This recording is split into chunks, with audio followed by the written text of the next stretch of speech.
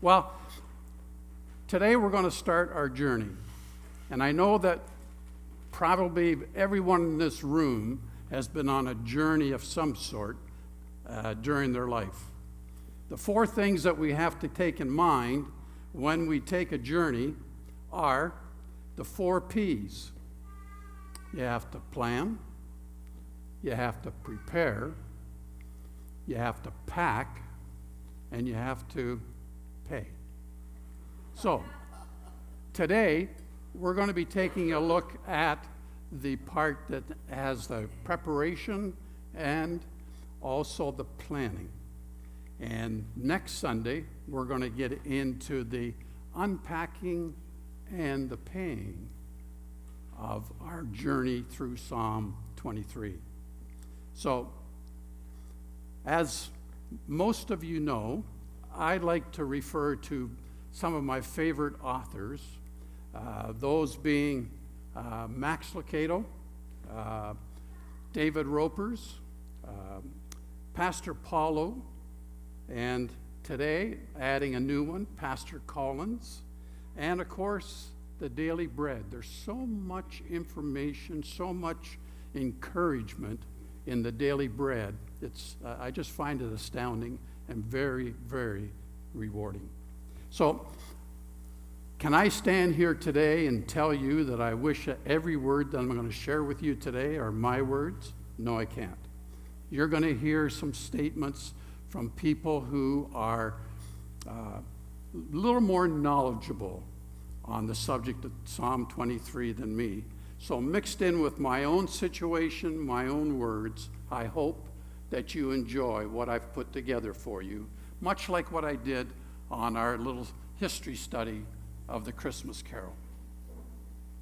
It is common for those who are about to set out on a lengthy journey to pack a lot of stuff. The thought process being that you just may need it. But a recent article speaks of the problems of overpacking. It advises leaving behind shampoo and hair dryers, which most hotels and cruise ships provide, and not bringing extra shoes or clothing, which tend to be bulky and heavy. More about that next week. The article goes on to say that when you wind up lugging heavy luggage all through your journey, you'll wish you didn't bring so much stuff with you. In a way, it's a great metaphor for the travel advice through life that David shares with us in Psalm 23. David provides what you might consider the best travel tip of all, the secret to life, that being trusting our Good Shepherd.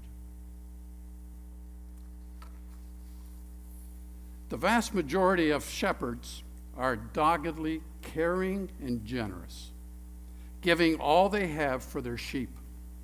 Shepherds don't spend their days merely frolicking through the lush countryside, doting on cute little creatures. They stand at the brink of danger. Consider the world of Psalm 23. This well-known prayer and the comfort it offers presents one basic truth. The shepherd watches over his sheep. If there's one psalm that makes us feel the warmth of God's love, his comforting care, unfailing love and support, along with strong leadership, it is Psalm 23. The passage, which is so well known, so often meditated upon, is seen as one of the richest portions in the entire Bible. Psalm 23 tackles the realities of life. Max Lucado tells us, when you face difficult decisions, this psalm is for you.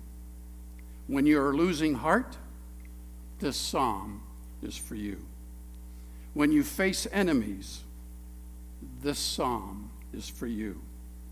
And when you have seen the face of evil, such as what we've seen this past week in Tumbler Ridge, this psalm is for you. And since you will one day walk through the valley of death, this psalm is for you.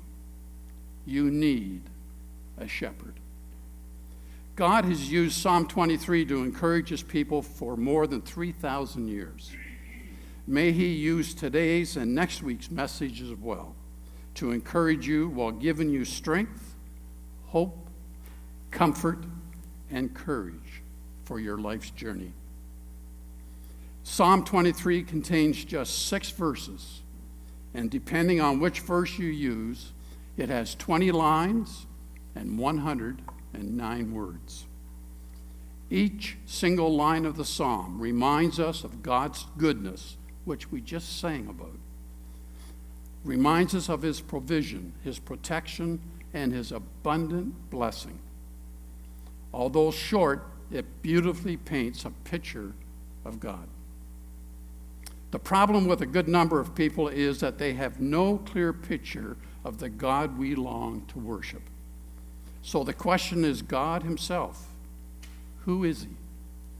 This is the question to which all others lead. The question that God himself puts into our hearts. And if he puts it into our hearts, there must be an answer in his heart, waiting to be revealed. Well, David gives us a comforting and compelling answer. The Lord is my shepherd, I shall not want. David's opening statement introduces the continuing image that appears throughout the poem.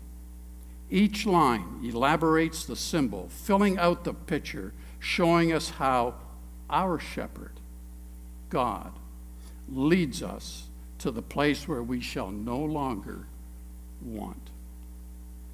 The opening line provides the foundation on which the rest of the psalm and our entire lives rests. In this, the first of 2 parts of Psalm 23, we will be looking at the background of the psalm, the author, and how does it help us with our life journey today. As part of the background, was David the only one who saw God as the shepherd? Well, the quick answer to that is no, he was not. And here are 4 who stand out. 5, if you count Jesus' comments. In Genesis 48, Jacob, as he lay dying, he looked back over his life and summed it up with these words: God has been my shepherd all my life to this day. Isaiah in chapter 40 says, the sovereign Lord provides power, and his arm rules for him. He tends his flock like a shepherd. He gathers the lambs in his arms and carries them close to his heart as he gently leads them. Then Jeremiah. When talking about God's love for each of us in chapter 50, he points out, my people have been lost sheep. Their shepherds have led them astray and caused them to roam on the mountains. They forgot their own resting place. But I, God, will bring them back to my own pasture. And then there's Jeremiah reminding us in the same passage that we readily forget God, our resting place, and we wander away. Yet he pursues us wherever we go, with no complaint of the darkness, the cold wind, the heavy burden, the steep hill, or the thorny path over which he must pass to rescue one of his sheep. His love does not count time, energy, suffering, or even life itself. His pursuit is not a reward for our goodness, but the result of his decision to love. Lost sheep are not doomed. After all, they're the ones he came to find. The 4th person, Ezekiel, and he confirms in chapter 34 that God cares for us. Ezekiel announced the birth of the best of all shepherds long before Christ was born. He said that when he came, he would tend God's flock with tender, loving care. Later in the passage, Ezekiel says that God declares he will tend his sheep and have them lie down in good grazing land, that he will search for the lost and bring back the strays. He will bind up their injuries and strengthen the weak. When it comes to the authorship of Psalm 23, there is no debate, because there is ample evidence to prove that David was the author of this much beloved psalm. David, of course, was the third king of Israel and the father of another well-known biblical character and participant, Solomon. And of course, as we're going to learn shortly, we can't forget Absalom. Pastor David Ropers tells us that Michelangelo's marble statue of David in Florence, Italy, stands 18 feet tall. Michelangelo was right to sculpt David with immensity.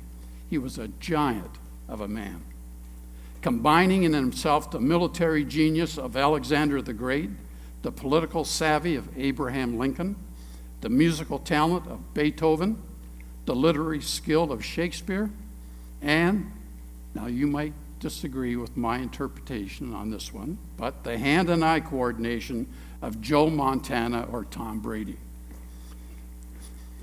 But the real measure of David's magnitude was his obsession with God. One thing I ask of the Lord, he wrote, this is what I seek, that I may dwell in the house of the Lord all the days of my life, to gaze upon the beauty of the Lord and to seek him in his temple. Ropers goes on to say, Michelangelo took almost 4 years to finish his statue of David. The task was difficult because he was working with a piece of flawed marble. So it was with David. He was flawed in his origins, abused as a child, left all alone, and nearly ruined. The world never met his needs, but God did. David's God never gave up until the deed was done. Out of that labor, David's 23rd psalm was born. Why did David write this psalm? By the way, the word psalm means song of praise. David was both a musician and a poet, which allowed him to worship God from his heart. He may have written the psalm as a way of expressing his heart towards God. It was the best way he could worship God because of his gift of music and poetry. Also, because David himself was a shepherd. This was his way to remember that his Lord was always with him. And that holds true for you and me today. More than likely, David wrote Psalm 23 to honor God as his shepherd, for he sees him as the one who can lead him in the right direction in life. David, of course, is well known in Christian faith, and the accounts of his exploits can be found in the Old Testament, especially in the books of Samuel and the Chronicles. Both books do not say much about the time of kingship. Rather, they show the difficulties he had to overcome in order to take power and ensure his succession. More about that shortly. Psalm 23 was written during a time when David fled because of Absalom's rebellion. In short, David wrote this psalm when he fled his palace.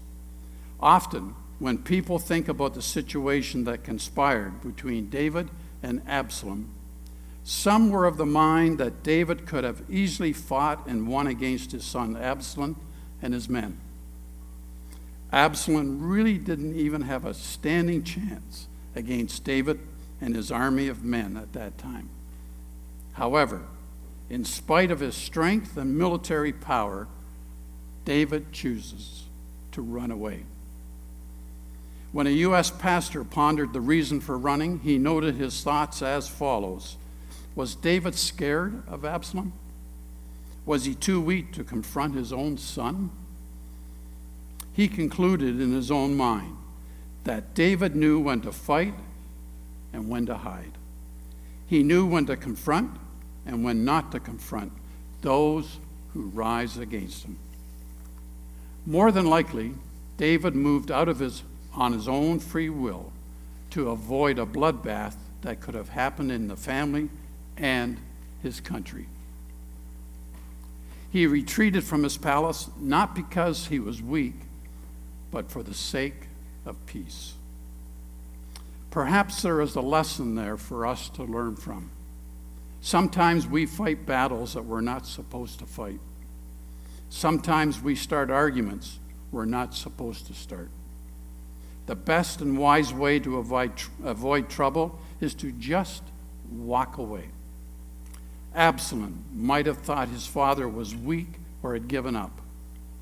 The above-noted pastor concluded that when walking away from a fight or argument you could easily have won really is a sign of strength. Conflict and competition are inevitable in our broken world. How we choose to engage those conflicts reveals what's in our hearts. When we find ourselves at odds with fellow Christians, we need the Spirit's help. As we follow His work in our hearts, He'll help us demonstrate the fruit of the Spirit. We will experience healing and peace, and perhaps that is another one of the hidden messages in Psalm 23. As some of you know, I really enjoy one of the meditation books that I refer to, and during our Can We Help series, I often refer to it, and it's called God's Little Devotional Book on Success. And when making note of the above comments about the trials and obstacles you reach in life, I thought of that little book. And I found one that I wanted to share with you, and I think we have it on the slide. There we are. Success isn't measured by the position you reach in life. It's measured by the obstacles that you overcome. The scripture verse that confirms that comment is taken from James chapter 1. It says, "Blessed is the person who perseveres under trial, because when they have stood the test, they will receive the crown of life that God has promised to those who love Him." And David certainly had his fair share of obstacles to overcome. So, Psalm 23 is nestled in the idea of seeking peace, rest, and comfort in our Good Shepherd. It's about seeking contentment in our Lord Jesus. In the midst of all this, there is a readiness to face the worst. However, in David's case, he knew his life was safe in his God's hands. After all, having been a shepherd himself, David knew full well that a shepherd never left his sheep alone. They would have been lost without him. His presence was their assurance. And we're going to sing about that very shortly, so good choice. It's the Good Shepherd, our Good Shepherd, that David envisioned as he composed each line in Psalm 23. In closing, I just want to share a brief story about a gentleman by the name of Lloyd Douglas. Lloyd Douglas, you may not know the name, but he was the author of the popular book, and I believe it became a movie, The Robe, as well as other novels. While going to college, Lloyd lived in a boarding house, and the boarding house was owned by a retired professor who was confined to a wheelchair.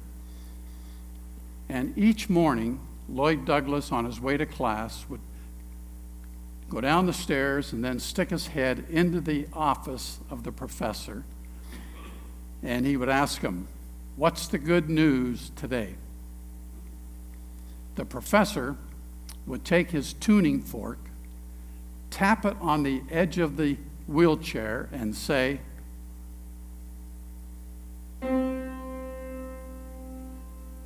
"That's middle C." Middle C yesterday, it was middle C today, and it'll be middle C tomorrow. The guy up on the second floor sings off key. The piano across the hall needs to be tuned. But the God who put 100 billion stars in the sky, who put 100,000 cells together in a brain for us to use, and who allowed us to have a heart that would beat 26 million times a year, is middle C. He's the same as yesterday, he's the same as today, and he's the same as tomorrow. We need to have a middle C in our lives, and that middle C is our Good Shepherd.